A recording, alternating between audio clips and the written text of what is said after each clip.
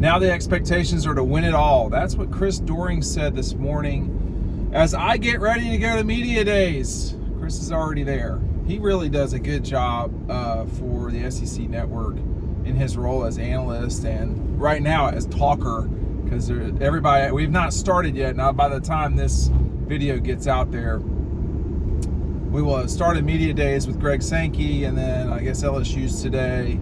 Can't remember who else is today, but that's the expectations for the Dogs, just to win it all. I think that's exactly right. I mean, I'm not sure that that's the right calibration for every season at Georgia, but at this season at Georgia, I think it probably is. The other interesting thing, listening to Chris Doering talk about this morning was, his Gators, which is, they would be, I think his, I mean, this is, someone can correct me if I'm wrong, but I think his specific comment was they're going to be lucky to get to 6 wins. That's going to be a tough one there when the expectation at Georgia is to win it all, and and he's setting the ceiling at Florida at 6. Again, now I've talked about this a lot, and I guess some of our younger viewers might not really have an understanding or an appreciation of this, but I really never thought I'd see a situation where one of the league's top earners, for lack of a better term, in Florida would be this bad. We've not seen, if we're talking about going 6 games, that means Florida will have the probability, if they can't get to 6 games, that means they will have gone 3 seasons in a row with a losing season, 4 of their last 11 seasons being losing seasons. I can talk about Alabama struggling over time, which they have. Georgia never came close to that. Alabama's really never come close to that. LSU, the 90s were pretty bad. But in terms of the best 4 teams over the last, 40 years, 30 years in the SEC, it's Georgia, LSU, Florida, and Alabama. And nobody's had a harder time than the Gators here lately. I mean, LSU maybe in the 90s. And Georgia's rough streak in the 90s were like 8-win seasons or whatever. I mean, they had a losing season in 1990, and it wasn't really much. It wasn't like this. So we'll see. But the expectation to win it all, that's where Georgia's at right now. I mean, it's just all there is to it. This is a program that it wouldn't be out of the question at all to see them hoist a trophy once more.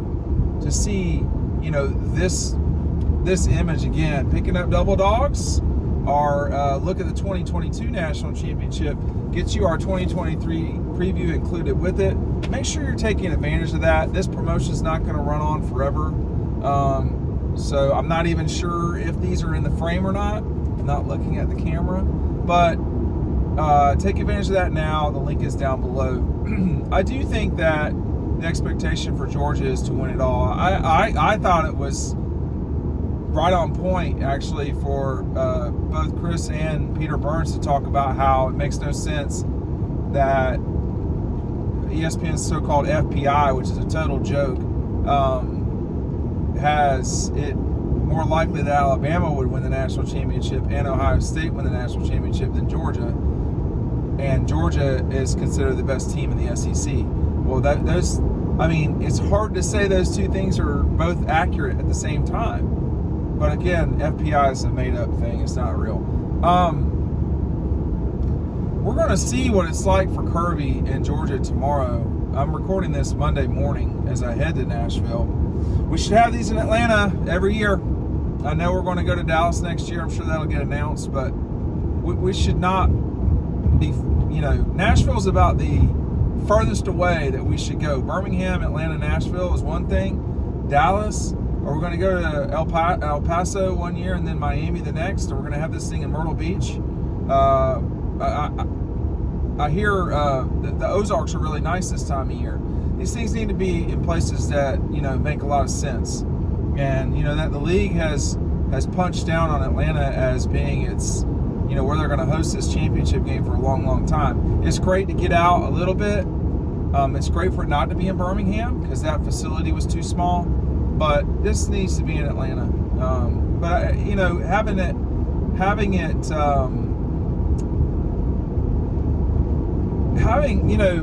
this time of year is always, this is talking season, as Steve Spurrier so appropriately put not that long ago, maybe 20 years ago. And we don't really know a few things. I mean, it's pretty clear Georgia's going to be good. I don't really know what we're going to get from Alabama. It's not going to be fewer than 9 wins. Like, that's not going to happen. So, Alabama will be there as pressure. LSU will be there. Georgia doesn't play either of those two in the regular season. And you do have to come back to, at some stage, is this about Georgia or is this about the rest of the league and the rest of college football? Which is it that this, and it can be both too, by the way. I mean, it can be that Georgia, I think Matt DeBerry over on Dawg Post is writing a story about the standard. Right now, the standard at Georgia is lifting the gold trophy at the end of this thing. I do not at all think it's out of the question that they do it again this season. They're the best football program in America. It's always going to be hard to be the best football program and win it, because it's hard to win it. But they've become the best football program in the country, and that matters. I mean, it's not just that that they have the best players. They've shown that they can develop those players and so forth. And it's just sort of it's a machine right now. Now, a machine can break. Things can happen. And I think that's the part you got to really be wary of. But in this league right now, I think if you really ask people, to tell you the truth, who can beat Georgia in the East, they would not, to win the division. They would not. There would not be a correct answer. The answer is that it's Georgia. If something strange happens, I think it would be. I would imagine it would be Tennessee, but they're going to have to keep it clean outside of that Georgia game, and they got to win that Georgia game. That's asking a lot. I mean, that means they can lose to Alabama, and that's it. And we'll just see. We'll see, if they can keep the magic going, because Tennessee's lost a lot of guys too. It's not just Georgia and Alabama that lost a lot of players. Georgia and Alabama did lose a lot of players. They did. But they have shown through recruiting that they can replace them and develop them. We've not seen that yet from Tennessee.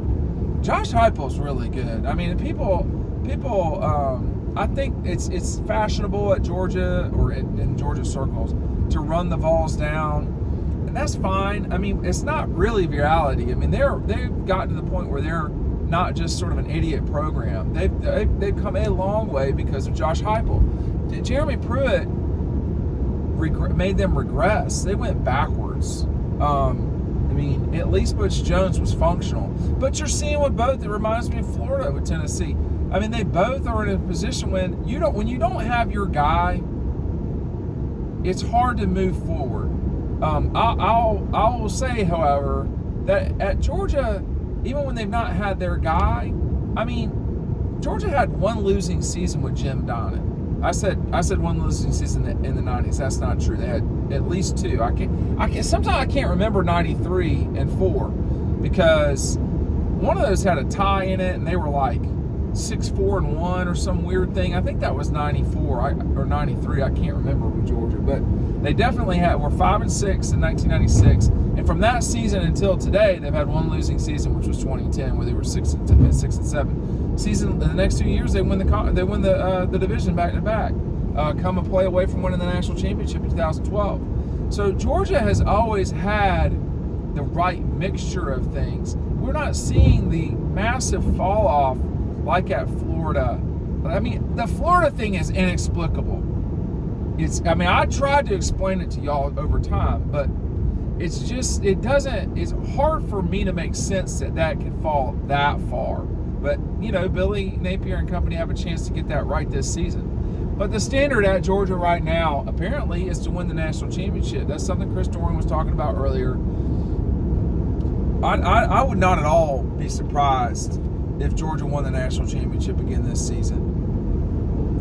I think, though, the thing is that about once a year, sometimes twice, Georgia really gets pushed.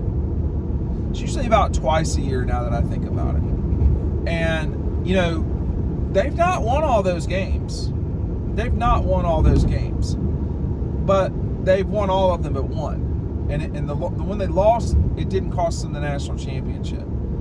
So it really is about it's about losing the right game, because over time here soon it's going to be, I mean, you're not going to be able to win all these games. It's going to be, you know, in 2024 they're probably going to have a new quarterback. They're going to be going on the road to Texas, on the road to Alabama. You're not going to win all these games, I don't think. And then win the SEC championship. I mean, like, this is going to be really challenging. This is the last simple season. That's it. We've entered Don Henley territory. You know what I mean? Last worthless season. This is the last simple season for Georgia and Bama and everybody else. But I think for Bama, you know, I think they're hoping to win the national championship this season. There's a lot in their way internally. I think Georgia enters this thing knowing they can win it, but you got to go do it, and that's the hard part. That trophy is one thing. It's all of this that's so tough. Make sure you're picking up the book down below.